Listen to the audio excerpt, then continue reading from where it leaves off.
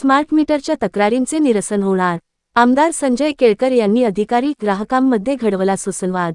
Smart meter लावताना वीजग्राहकांमध्ये जनजागृती करण्यात येईल, त्यांच्या प्रत्येक समस्येचे निराकरण करण्यात येईल, अशी माहिती अधीक्षक अभियंता श्री काकडे यांनी दिली। आमदार संजय केळकर यांच्या पुढाकाराने आयोजित अधिकारी, ग्राहक आणि लोकप्रतिनिधी यांच्या संयुक्त बैठकीत विविध समस्या आणि त्यावरील उपाययोजना यावर चर्चा करण्यात आली।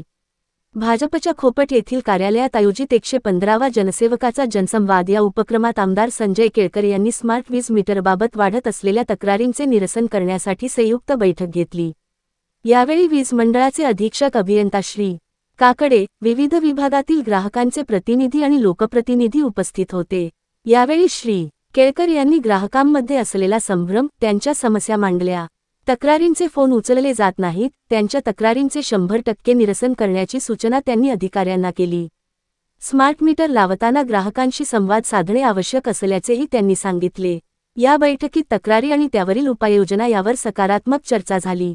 यावेळी बोलताना श्री काकडे यांनी सांगितले, कायद्याच्या तरतुदीनुसार स्मार्ट मीटर लावण्यात येत असून ग्राहकांशी संवाद न साधता मीटर लावण्यात येणार नाहीत।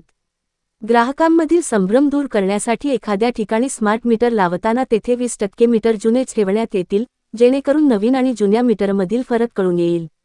शासनाने सकाळी 9 ते 5 या काळात वीजवापर करणाऱ्या ग्राहकांना 85 पैसे सूटही देण्यात आल्याची माहिती श्री काकडे यांनी दिली। इंदिरानगर येथील 6 वर्षांच्या समर शेख या मुलाच्या विजेचा धक्का लागून मृत्यू झाला।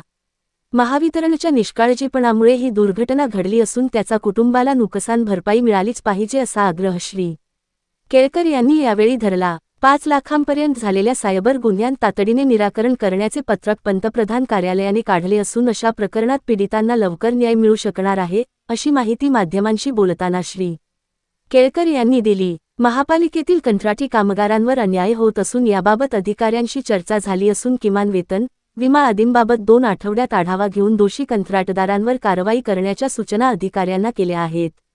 कामगार उपायुक्तांना देखील कारणे दाखवा नोटीस बजावण्याच्या सूचना केल्याचे श्री केळकर यांनी सांगितले।